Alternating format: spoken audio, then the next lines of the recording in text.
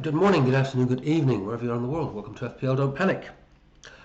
Right, game week 12 done, dusted, on to game week 13. Thank God. What the hell was game week 12 about? You tell me, I don't know. Anything and everything. Can't be too unhappy. Got a green arrow. Not happy. Man United lost, but what else is new?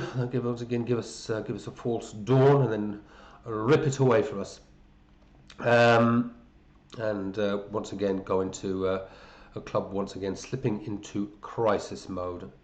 Yeah, but on to better things.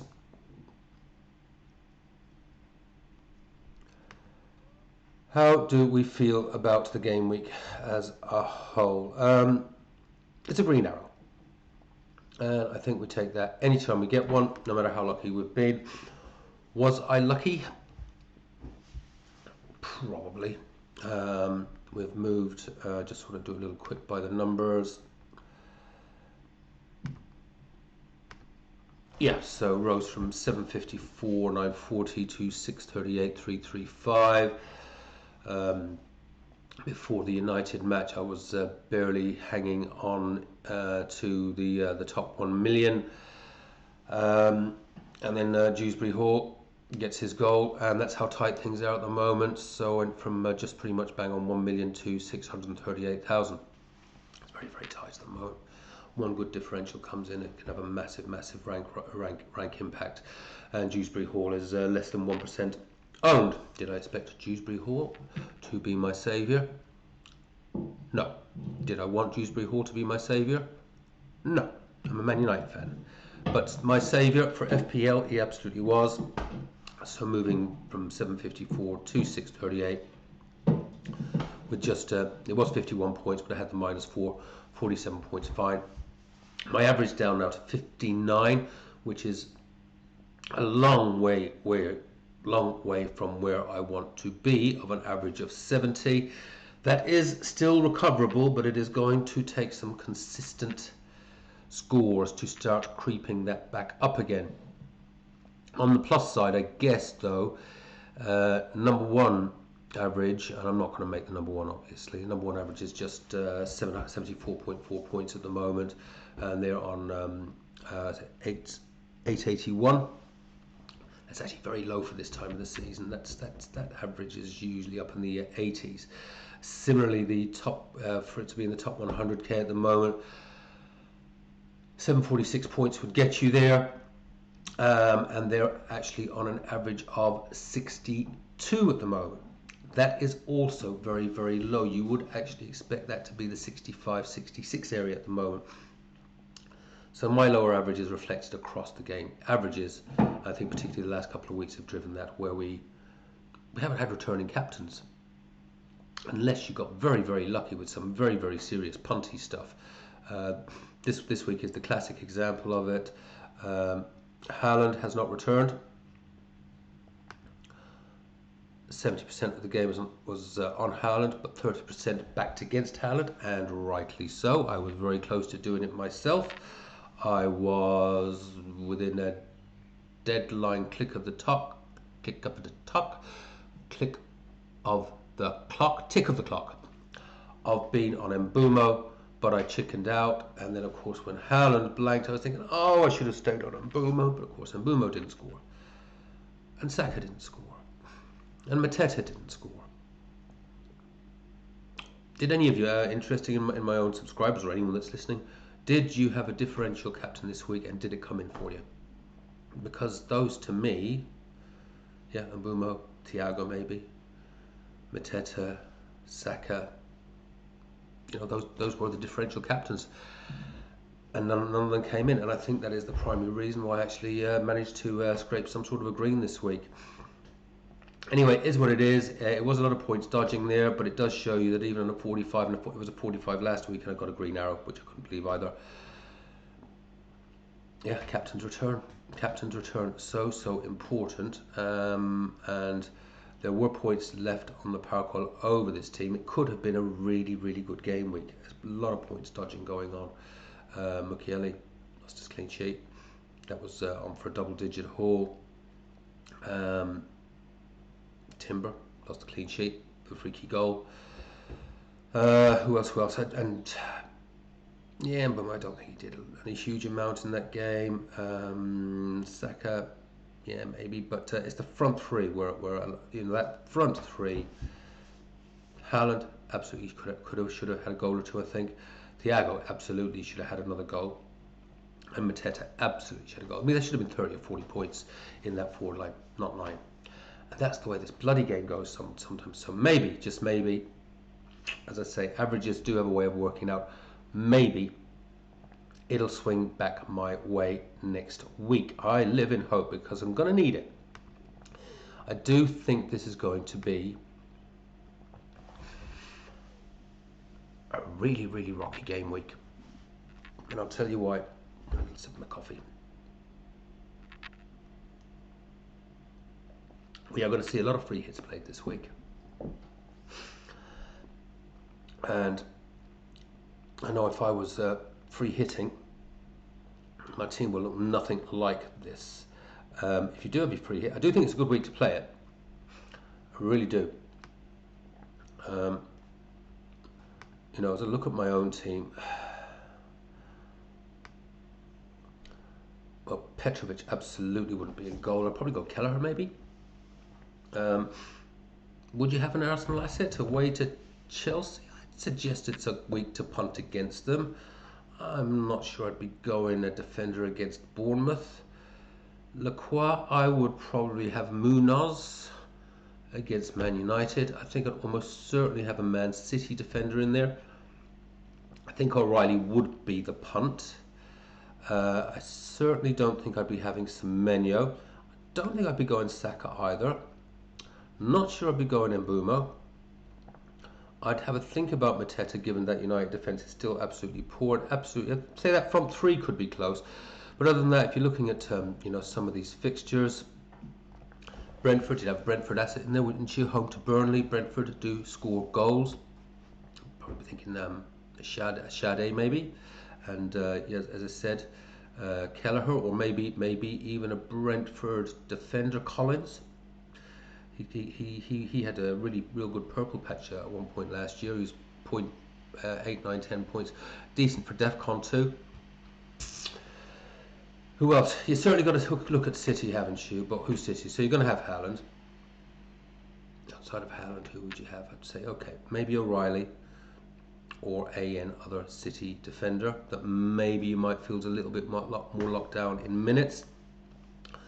Sunderland, Bournemouth, yeah, I'm not sure. Everton, Newcastle, I'm not sure if I'd have anyone from there. I certainly would have a Palace asset in there against, Man United. You've got to attack that United defence. I certainly think someone from Palace. Sarr has not been going great. Mateta, Mateta, this is a game that will suit Mateta and bully the hell out of that United defence. So I think I probably would go Mateta, even though I am a bit worried about his minutes at the moment after that 59th minute sub. Villa v Wolves, you're going to have some Villa in there. Defensive cover, but what attacking asset would you go? Rodgers starting to find a little bit of form, isn't he? His expected goals isn't great, but his expected goals wasn't great last year. It's just he was finding the net, and the last few game weeks he is finding the net. Forest Brighton, I'd be tempted maybe by a Forest defender. West Ham Liverpool, would you go with a Liverpool asset? You'd probably have to go one. Would you go Salah? And then Chelsea, Arsenal, probably just avoid completely. What I'm saying though is there's going to be free hit teams out there this week, and a lot of them, and it is absolutely a good week to free hit, that are going to look nothing like what I've got. So I predict a massive, massive swing this week for us that have not been free hitting, because as I often say, you're going to have the greatest team on paper with the most juiciest fixtures, and it bombs. I know some that have done it this week that had some really good looking free hits and wildcards, but they still only come up with a 30, 40, 50 pointer. Did it myself at the beginning of the season. I got game week 3 or 4, and I had a strategy where I was going to go out hard early. I knew in game week 3 or 4 it was that I had My team had a lot of players playing each other. I didn't like the look of it, but right, that's the one I'll do the free hit on, because there are some beautiful fixtures at home to promoted teams, etc., and the team looked fantastic, my free hit team, and indeed it did brilliantly. It got 77 points, I think it was. Only problem was my bloody normal team, which looked rubbish, got 87 points. There are no guarantees with a free hit team, particularly in a 1 week punt. On a 2 week, it's double game week, whole different story. But there's no guarantees with a free hit team. We've seen it time and time again. Players we expect to haul get nothing, and it's someone else in the team that gets the points. So I predict there's going to be some wild variances and swings this coming game week. How do I feel about my own team? It's actually not that bad. There's clashes there. You can't have perfect fixtures every week. I do want to change keepers. I've got 2.2 million in the bank now, but as I said, I've done my transfer early, for good or for bad or for worse. It's done now, and I've saved the money. So there won't be any more transfers. I'm getting back, as I said a couple of weeks ago, no more messing around, no more hits, no more stupid stuff. Des, focus, get a team out, and just start to get a good steady pattern going. So will not be doing any more transfers this week, although I really wouldn't mind having Kelleher or someone in goal this week. But Petrovic, Sunderland away, it's one of those. But let's face it, Bournemouth are conceding goals at the moment. But it could be one of those goals. Petrovic has a blinder and comes in with a 10-pointer for me. Live in hope. O'Reilly, yeah, I'm really happy to have him in there. I know there's a bit of risk there. I've been putting a little bit of thought into what I'm going to likely to do with my team in the coming game weeks.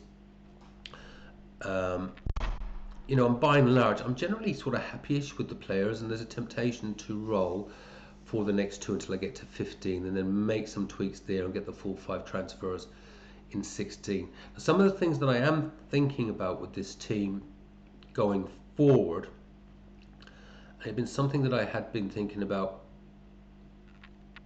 probably in the last week or two, just seeing this little bit of return to defensive form for the likes of Forest and Everton. And we'll all remember last year, Everton, when they got their defensive heads on, could hit 3, 4, 5 clean sheets in a row. Similarly, Forest, towards the end of the season, they tired out.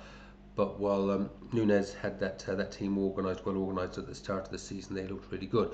Now, Dykes of a similar ilk to that, the likes of Murillo, etc., did not turn into bad players. They just got taken down a different path and looked shit. They are starting to look pretty defensively solid again, and we know that the likes of Murillo were very, very good picks. We know that the likes of Tarkowski, and Tarkowski did initially well for me at the beginning of the season with his def con and a few bonus, and actually lost a couple of last death clean sheets where he would have been in double digits. For Everton in particular, no European football. If we are starting to see the likes of Pickford, who has been the leading goalkeeper in FPL, I think for the last 2 seasons in a row, and Tarkowski, or is it O'Brien? Keane. Anyway, they've got some good assets, you know, ranging from the cheapish 4.5ish, you know, to yet a more expensive Tarkowski. No European football. I think it's worth starting to have a look at Everton in the coming game weeks, and maybe moving out, dare I say it, you know, Senesi, who, face it, Bournemouth have been pretty bang average defensively lately, numbers falling off a cliff. And to maybe a lesser degree, but we've got to keep an eye on them, you know, Palace with these European games mounting up. We're already seeing rotations, obviously, for Mateta. That's another story. But from a defensive perspective, you know, yeah, okay, we want an Arsenal. Might want a City. Don't think I want a Liverpool. You know, you have your 2 or 3 mainstays, and then, but my 2 sort of, you know, ones that are likely to be bench and coming in on the bench or on rotations, you know, maybe turning Senesi and Mukiele into potentially a Forest and Everton asset. Monitoring that one. Could be a direction I take it. That defence for game week 13, though, I don't think looks awful, but obviously if I was free hitting, it would look a lot different. I would have 3 or 4 defenders out there that are playing Wolves or Leeds, etc., etc. Midfield, yeah, yeah, I'm pretty happy still with Saka and Mbeumo. You know, going forward, obviously Mbeumo will have to go when we get AFCON. We'll see who we turn Mbeumo into then. Crystal Palace, you know, having, you know, obviously Lacroix and Mbeumo playing against each other, and Matete. You don't ideally want, you know, 3 or 4 players playing against each other in the same game, but I've had it sometimes and they've all come in. It's just, it happens. You can't have perfect fixtures every week, and I don't really mind too much. Certainly not the Mbeumo and the you know, they're generally, you know, Mbeumo and Mateta, both attacking players. This game could end up in a 2-2 or a 2-3. Maybe I should bench Lacroix and play Caicedo. That doesn't feel great either, though, does it? Semenyo is the one to keep an eye on. Hopefully, whatever this injury niggle is, he's had a little bit of a break. He's had a nice celebration with his missus, and he's over this little illness. And we can start to see, you know, Semenyo coming back to the player that we know he can be, who is a greedy little fecker, shooting on sight. You know, he hasn't been getting the shots off either, has he? Has not been getting the shots off. I've got him, you know, he's down on a 2.2 average. I've got on the spreadsheet, I've got him in white there for game week 12. So I've just, because he didn't play, I've just popped in baseline. You know, it's his floor basically of 2 points. But, you know, in general, he's down to a 2.2 average. That was up in the 8-9 points. It seems like only a few short weeks ago. Hopefully some decent fixtures can breed form. Sunderland away, I suggest, is not the easiest of fixtures. Everton at home. Everton are on the improve. It might be something we need to have a look at, but we know he has got holes in his locker against any team. He hasn't become a bad player in the last 2 or 4 game weeks, so maybe there was something going on there, carrying a bit of an injury. One to monitor. I have got the 2.2 million in the bank. Palmer's back soon. Possible moves could be to see if there's any way maybe to get him to a Palmer, should I decide to do that. Absolutely a story for another day. We'll have 5 transfers in 16, so that's, I guess, where I could look at doing some manipulations then. Saka, happy enough with. Not a great fixture away to Chelsea, but, you know, and obviously Eze is now the shiny new toy, so people are going to be running to Eze. So Saka will do his usual thing. You'll get a 7-pointer for me next week against Chelsea. And Mbeumo, obviously got to keep an eye on AFCON. Crystal Palace away. I have a feeling that game could end up like a 2-2 or a 3-3. And Mbeumo does tend to get a return pretty much every other game. Dual return. Averages are still good. Grand. Mateta, worry. Off on 59 minutes. If that happens again, he could be the next sell. But Man United home, Burnley, Fulham. Good fixtures, but again, just monitoring the Crystal Palace lethargy factor. You know, playing, you know, Europe. You know, just it's a small squad, and burning the players out and early subs is going to be the worry. So I'll obviously be watching the European matches. I'd love to see Mateta bench this week and maybe just give him 30 minutes. That's what I'd like to see. We'll see. Thiago, yeah, Burnley home. Thiago looks good. A couple of difficult fixtures then, 14-15, but I think I've got enough bench cover there to bring in decent options or whatever transfer I do around then. That may be some good cover, particularly if I have potentially the next transfer could be a Caicedo upgrade. Not sure where I'll go yet. Not sure where I'll go yet. And also those are not bad fixtures, 14 and 15. Could be it will be the Dewsbury Hall or the Caicedo upgrade, I think, around 14 or 15. And that could potentially be to look at a Forest asset. Or Forest, who's not got Europe. Brighton, potentially Brentford. We'll see. We'll talk about that in a week or so's time. But yeah, that's the bench. What I am actually going to do, let me know if this is of interest. I mean, I kind of do a lot of this stuff for myself, but if I'm doing some stuff that's particularly useful for you guys as well, I'm going to do an alternate squad. Put the numbers into the spreadsheet, as if that way it was my team, but I am not allowed to pick any players that are playing in Europe.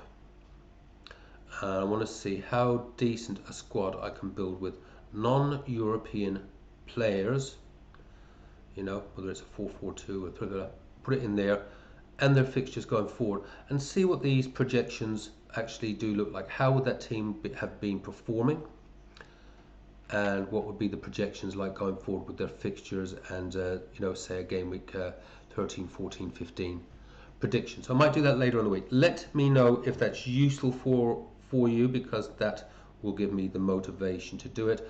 Otherwise, I'm just doing it for my own entertainment. Story of my life. I'll leave it at that. I'm going to be back with the Bishop Brennan Cup. Low scores, guys. I'm not even sure if anyone hit 70, but seriously, this week, anything over the 50, it's getting you a green arrow, basically. So anything over 50 is good. We've got at least 30 of us now in the top 1 million. So that is pretty bloody good. That is pretty bloody good. I know I've been low scoring game weeks, but there's a few of you guys. We've got 2 now in the top 10. 2 now in the top 10k. So let's keep trying pushing that along and supporting each other, and hopefully we can all sort of get a nice wet sail over these next 3 game weeks, which I think are critical before we get these nice little 5 free transfers in 16. Leave it at that. If that is of interest for me to do a dummy spreadsheet of a hypothetical team made up of non-European playing players. So we're talking Man United, we're talking Brighton, we're talking just anyone that's not in Europe, and see what it would look like in this spreadsheet. Might give us some ideas about players we could be potentially targeting as we get into this very, very, very congested fixture period. Take care, have fun, play your own game. Do not panic. Back soon with the Bishop Brennan Cup. See you soon. Bye-bye.